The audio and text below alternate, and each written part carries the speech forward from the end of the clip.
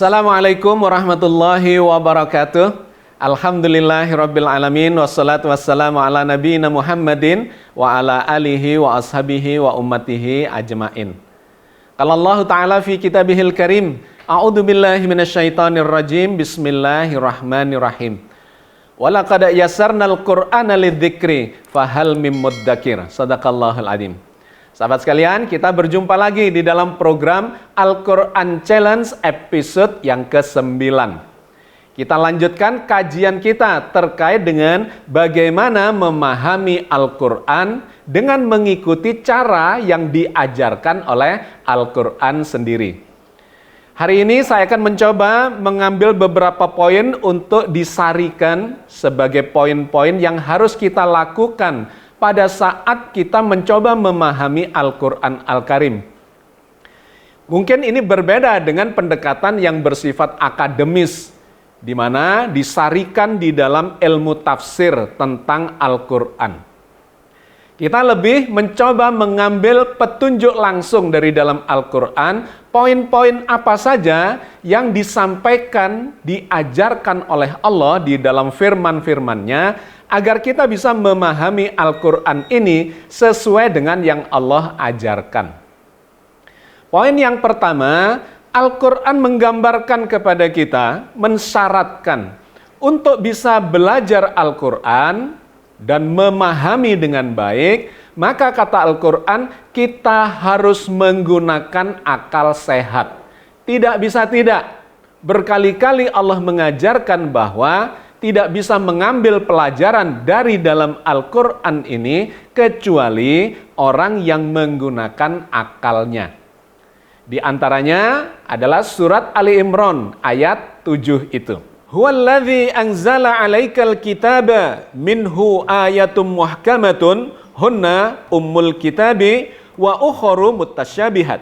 Fa ammal ladzina fi qulubihim zayghun fayattabi'una ma tashabaha minhu ibtigha al-fitnati wa ibtigha'a ta'wilih wa ma ya'lamu ta'wilahu illallah warrasikhuna fil ilmi yaquluna amanna bihi kullum min indi rabbina wa ma yadhakkaru illa ulul albab. Dialah yang menurunkan Alkitab, yaitu Al-Quran, kepada kamu. Di antara isinya ada ayat-ayat yang muhkamat. Itulah pokok-pokok isi Al-Quran. Dan yang lain ayat-ayat mutasyabihat. Adapun orang-orang yang dalam hatinya condong kepada kesesatan, maka mereka mengikuti sebagian saja dari ayat-ayat yang mutasyabihat darinya, untuk menimbulkan fitnah dan untuk mencari-cari takwilnya. Padahal tidak ada yang mengetahui takwilnya kecuali Allah. Dan orang-orang yang mendalam ilmunya berkata, kami beriman kepada ayat-ayat mutasyabihat seluruhnya, semuanya itu dari sisi Tuhan kami, dan tidak dapat mengambil pelajaran darinya, melainkan orang-orang yang berakal. Dengan sangat lugas, Allah menginformasikan di dalam ayat ini, bahwa Allah menurunkan Al-Quran, ayat muhkamat, mutasyabihat, dan seterusnya. Penutupnya adalah wa ma yadzakkaru illa ulul albab. Dan tidak bisa mengambil pelajaran dari dalam Al-Quran ini kecuali orang-orang yang menggunakan akalnya. Diistilahkan dengan ulul albab, yaitu orang yang menggunakan potensi kecerdasannya secara holistik dan komprehensif untuk memahami ayat-ayat Allah. Itu adalah poin yang pertama. Poin yang kedua disampaikan oleh Allah di surat yang berbeda, yaitu surat Al-A'raf ayat 146. di mana Allah mensyaratkan supaya kita bisa mendapatkan petunjuk dari Allah dari dalam Al-Quran, maka kita dipersyaratkan untuk rendah hati. Tidak boleh tinggi hati. Kalau tinggi hati, takabur, maka kata ayat ini Allah akan memalingkan dari ayat-ayatnya kepada orang-orang yang takabur itu. Mari kita baca ayatnya. Sa'asrifu an ayati alladzina yatakabbaruna fil ardi bighairil haq. Aku akan memalingkan dari ayat-ayatku orang-orang yang menyombongkan dirinya di muka bumi tanpa alasan yang benar. Dalam banyak ayat di surat-surat yang berbeda Allah menggambarkan tentang orang-orang yang sombong, orang yang tinggi hati, itu seperti tertutup penglihatannya, pendengarannya, pikirannya. Allah memalingkan mereka ketika sudah takabur menyombongkan diri dari petunjuk Allah, dari ayat-ayat Allah. Sudah merasa dirinya pandai, merasa dirinya berilmu dan seterusnya, justru itu akan menjadi masalah bagi kita ketika kita memahami Al-Quran Al-Karim. Yang harus dilakukan, kita harus merendahkan diri serendah-rendahnya, merendahkan hati dan jiwa kita serendah-rendahnya, mengosongkan jiwa kita untuk menerima aliran hikmah dari Allah Azza wa Jalla yang maha berilmu lagi maha bijaksana. Yang ketiga, Allah memberikan pelajaran kepada kita bahwa orang-orang yang bisa memahami Al-Quran diizinkan untuk memahami Al-Quran bersentuhan dengan hikmah-hikmah yang ada di dalamnya adalah orang-orang yang mensucikan dirinya. Mensucikan pikirannya, mensucikan penglihatannya, ucapannya, tingkah lakunya, jiwanya. Maka orang-orang yang seperti inilah yang digambarkan oleh Allah bisa bersentuhan dengan Al-Quran, bukan mushaf Quran, lembaran-lembaran kitab ini, melainkan Al-Quran yang masih berada di Lauhul Mahfuz. Allah berfirman terkait dengan hal itu di dalam surat Al-Waqi'ah ayat 77 sampai 79. Innahu laqur'anun karim fi kitabim maknun la yamassuhu illal mutahharun. Sesungguhnya Al-Quran ini adalah bacaan yang sangat mulia pada kitab yang terpelihara atau Lauhul Mahfuz. Tidak bisa menyentuhnya kecuali orang-orang yang disucikan. Jadi ayat ini menggambarkan bahwa Al-Quran yang asli sesungguhnya masih berada di Lauh Mahfuz. Yang diturunkan kepada kita itu cuma kopinya saja. Ada dua kopinya. Yang pertama yang disebut sebagai Alkitab, yaitu teks Al-Quran, redaksi Al-Quran yang kemudian ditulis dalam bentuk mushaf Al-Quran itu. Tapi yang kedua digambarkan juga oleh Al-Quran, kopinya adalah berupa Al-Hikmah. Jadi soft copy. Kalau Alkitab itu adalah hard copy, maka Al-Hikmah itu adalah soft copy. Berisi kandungan penjelasan pemahaman terhadap isi Al-Quran yang bersifat tekstual itu. Kita seringkali terjebak kepada Alkitabnya, tulisannya, huruf-hurufnya, kata per kata, dan seringkali tidak memahami Al-Hikmah yang terkandung di dalamnya. Padahal poin penting dari Al-Quran itu adalah Al-Hikmah yang kemudian menjadi petunjuk bagi kehidupan kita. Selamat fid dunya wal akhirah. Nah sahabat sekalian, surat Al-Waqi'ah ini memberikan gambaran kepada kita, Qur'annya masih di Lauh Mahfuz dan tidak bisa menyentuh Al-Hikmah, berinteraksi dengan kandungan isinya yang di dalam Lauh Mahfuz itu kecuali orang-orang yang disucikan. Artinya Allah menggambarkan kepada kita bahwa hanya orang-orang yang berproses mensucikan dirinya lah yang akan bisa berinteraksi dengan Al-Quran yang suci itu.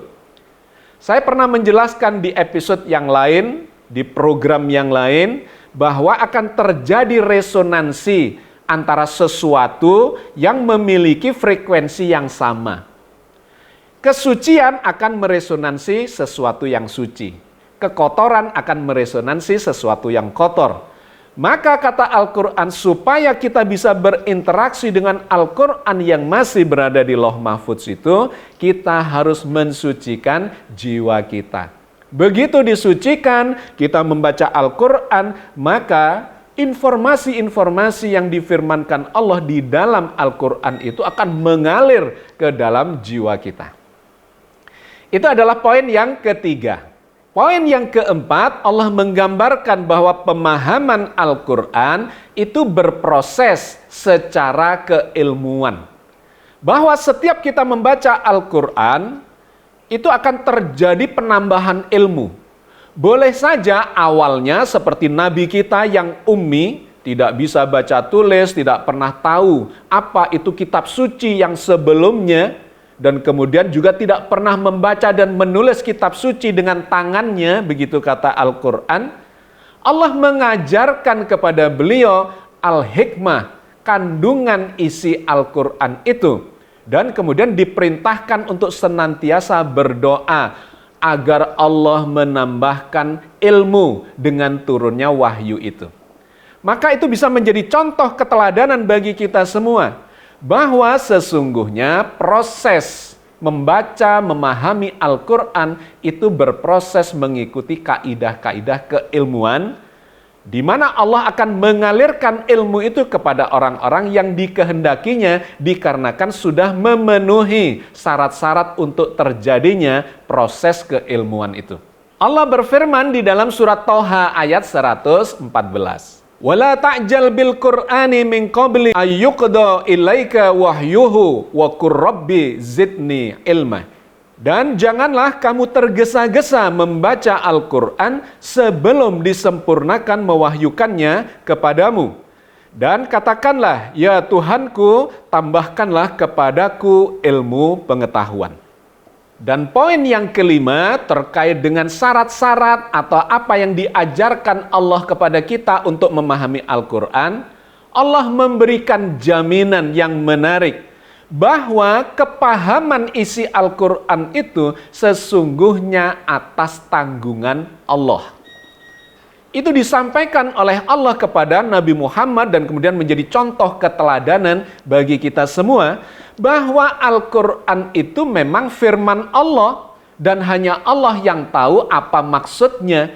Karena itu atas tanggungan Allah lah sesungguhnya kefahaman atas isi Al-Quran itu. Allah berfirman terkait dengan hal itu dalam surat Al-Qiyamah ayat 17 sampai 19. Inna alaina jam'ahu wa qur'anah fa idza qara'nahu fattabi' qur'anah thumma inna alaina bayanah. Sesungguhnya atas tanggungan kamilah mengumpulkannya dan membuatmu pandai membacanya. Apabila kami telah selesai membacakannya, maka ikutilah bacaannya itu. Kemudian sesungguhnya atas tanggungan kamilah penjelasannya. Sahabat sekalian, itulah poin-poin yang diajarkan oleh Allah kepada kita dalam mempelajari Al-Quran. Kita sedang mencoba memahami maksud Allah disampaikan melalui firman-firman-Nya. Sekali lagi yang tahu pasti adalah Allah sendiri akan maksudnya. Karena itu, di dalam memahami agama ini, kita menyerahkan diri sepenuhnya mengikuti cara Al-Quran. Karena dengan cara itulah sesungguhnya kita berada on the track, di atas jalur yang benar insya Allah, dan kemudian Allah ridho kepada kita untuk memberikan pemahaman. Atas tanggungan kamilah memberikan penjelasan apa maksud dari ayat-ayat yang sedang kita coba pelajari dan fahami itu. Oke sahabat sekalian, kita cukupkan dulu pengantarnya terkait dengan bagaimana memahami Al-Quran sebagaimana diajarkan oleh Allah di dalam Al-Quran itu sendiri. Selanjutnya mari kita seperti biasa mengambil jawaban dari kawan-kawan kita di dalam forum sebagai studi kasus. Tantangan yang kita berikan di episode yang lalu kepada kawan-kawan semua adalah temanya, di manakah Allah, jauh ataukah dekat? Sedangkan ayat yang kita jadikan clue atau puzzle yang pertama ada di dalam surat Al-Baqarah ayat 115. Walillahil masyriqu wal maghribu fa aynama tuwallu fathamma wajhullah. Innallaha wasi'un alim. Dan kepunyaan Allah lah timur dan barat, maka kemanapun kamu menghadap, disitulah wajah Allah. Sesungguhnya Allah maha luas lagi maha mengetahui. Ada 3 jawaban dari kawan-kawan kita di antara sekian banyak jawaban yang sangat menarik dan bagus-bagus. Tetapi hari ini kita tetap seperti biasanya mengambil 3 saja dikarenakan waktu yang terbatas. Yang pertama adalah dari kawan kita yang menamakan dirinya Putra Persada Channel. Berikut ini. Baik Pak Agus Mustafa, saya akan mencoba menjawab challenge kali ini. Meski saya kurang istiqomah menjawab setiap challenge-nya. Tetapi saya berusaha selalu mengikuti kajian tadabbur Al-Quran di tiap episode. Membaca sebagian jawaban-jawaban dan diskusi menarik di dalamnya. Dikarenakan kesibukan bapak-bapak pedagang seperti saya ini, maka akan saya coba jawab semampu saya. Tetapi saya tidak mau kalah semangat dengan anak-anak muda yang sepertinya banyak mengikuti challenge ini. Ayo semangat semuanya. Di manakah Allah, jauh ataukah dekat? Maka jawabannya adalah dekat.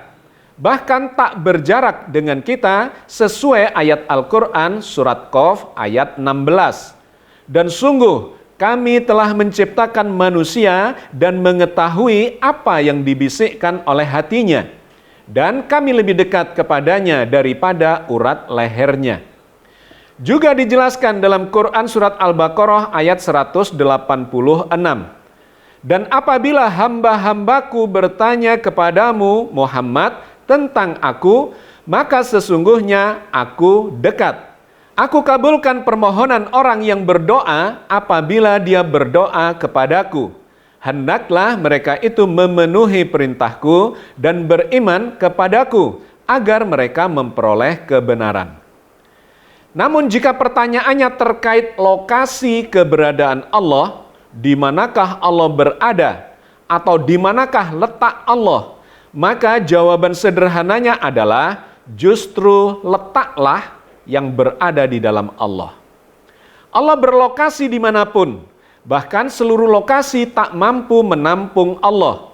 Justru seluruh lokasi atau tempat yang ada dimanapun di seluruh penjuru alam semesta itulah yang berada dan terendam di dalam kemahabesaran Allah. Uraian penjelasannya diawali dengan menyusun puzzle-puzzle ayat-ayat Al-Quran terkait di mana letak lokasi keberadaan Allah itu sendiri. 1a.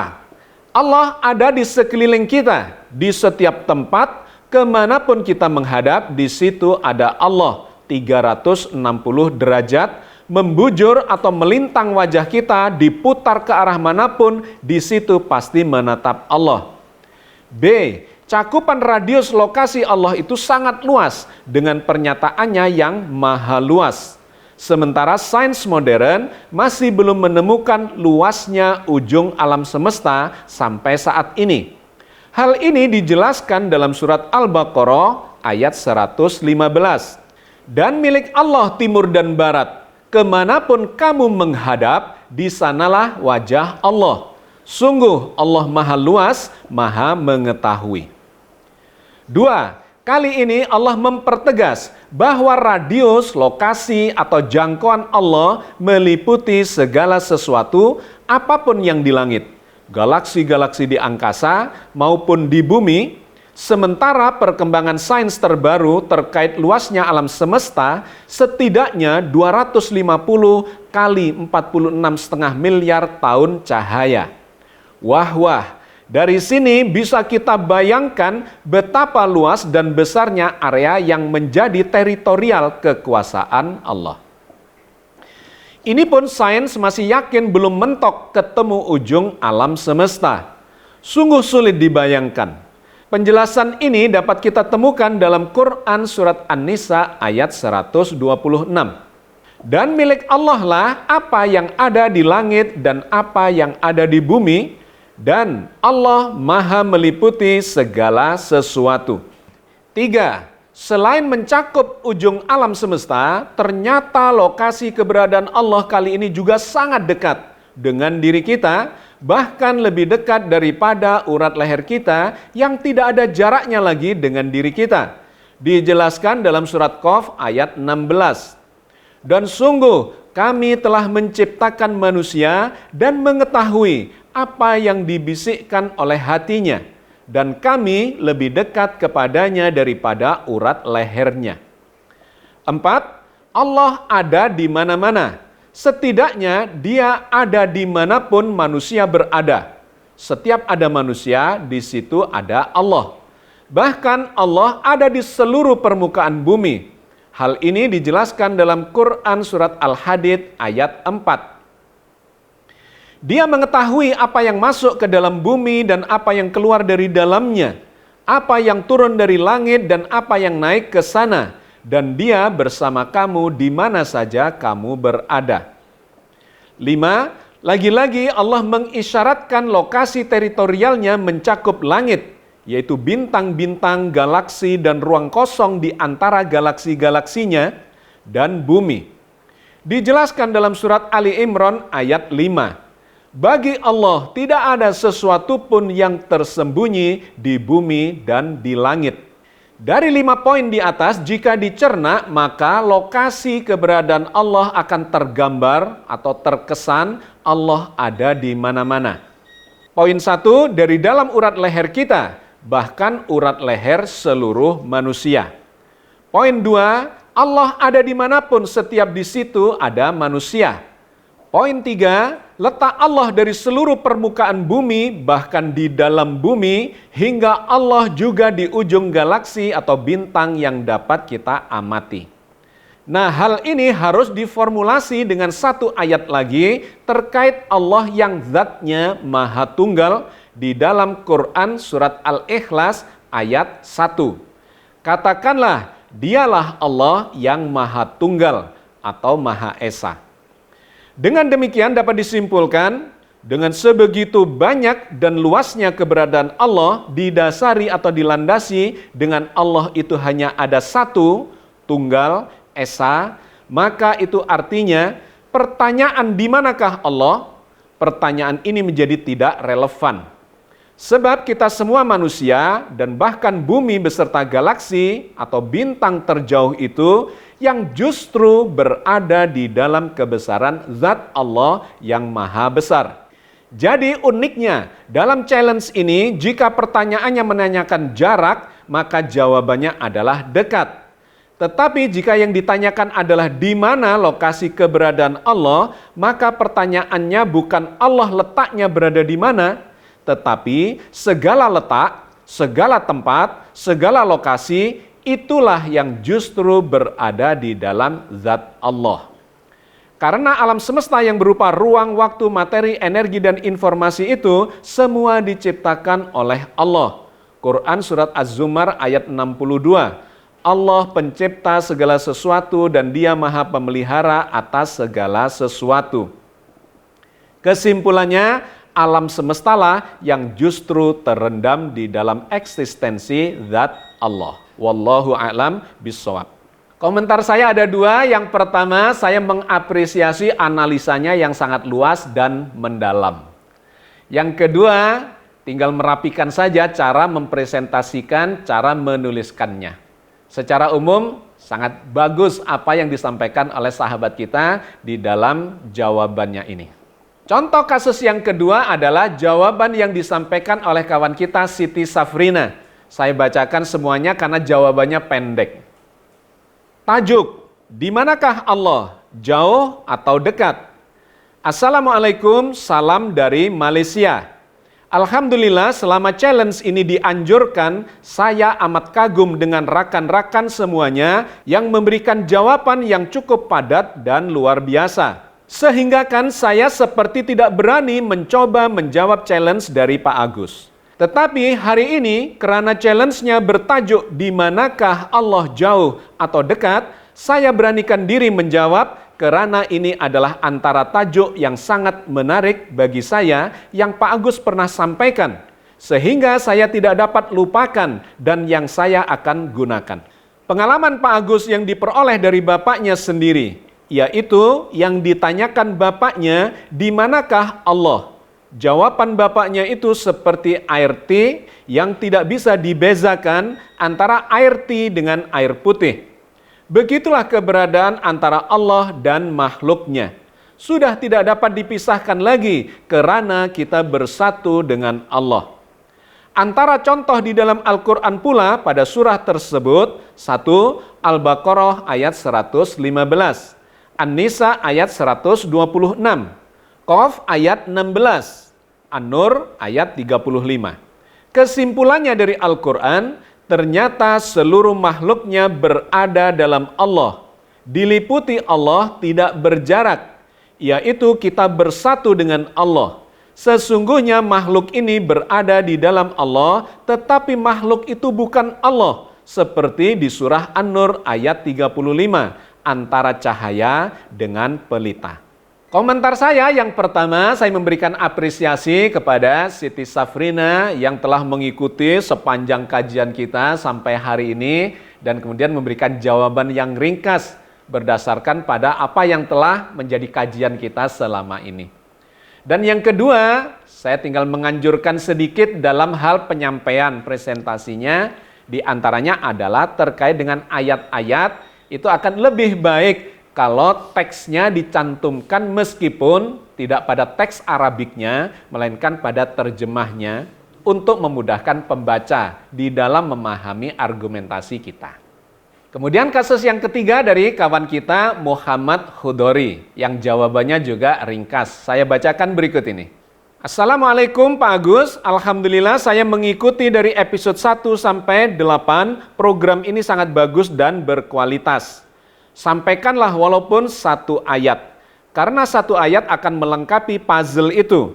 Dari sini saya memahami pentingnya belajar bersama, dan saya sangat yakin dengan menyampaikan walaupun satu ayat, Allah pasti akan menambah ilmu kita. Saya akan menampilkan 3 ayat saja. Yang pertama, Quran Surat An-Nisa 126. Dan milik Allah lah apa yang ada di langit dan apa yang ada di bumi, dan Allah meliputi segala sesuatu. Yang kedua, surat Qaf ayat 16. Dan sesungguhnya kami telah menciptakan manusia dan mengetahui apa yang dibisikkan oleh hatinya, dan kami lebih dekat kepadanya daripada urat lehernya. Yang ketiga, Quran surat Al-Baqarah 186. Dan apabila hamba-hambaku bertanya kepadamu, Muhammad, tentang aku, maka katakanlah sesungguhnya aku dekat. Mohon maaf, saya hanya bisa menyumbang 3 ayat dan saya belum bisa menyimpulkan jawaban dari pertanyaan itu.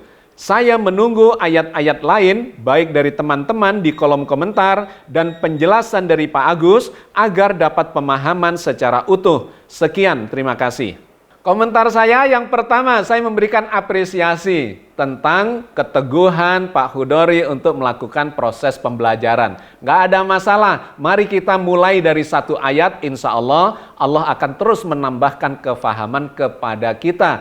Karena kefahaman itu atas tanggungan Allah kepada orang-orang yang memang ingin menyambut tantangan Allah untuk mempelajari Al-Quran. Oke sahabat sekalian, saya kira kita cukupkan kajian kita sampai di sini, dan seperti biasanya di akhir kajian kita ada tantangan buat Anda semuanya untuk dijawab di episode yang berikutnya. Temanya hari ini adalah kenapa Allah menciptakan baik dan buruk? Bisakah kita mengubahnya? Salah satu ayat yang menjadi puzzle ada di dalam surat Ar-Ra'd ayat 11. Innallaha la yughayyiru ma biqaumin hatta yughayyiru ma bi anfusihim. Sesungguhnya Allah tidak mengubah keadaan suatu kaum sampai mereka mengubah keadaan yang ada pada diri mereka sendiri. Sahabat sekalian, ditunggu jawaban Anda untuk kajian kita di episode berikutnya. Selamat bertadarus, selamat bertadabur Al-Quran. Mudah-mudahan Allah senantiasa membimbing kita di atas jalan yang diridhoinya. Amin ya rabbal alamin. Assalamualaikum warahmatullahi wabarakatuh.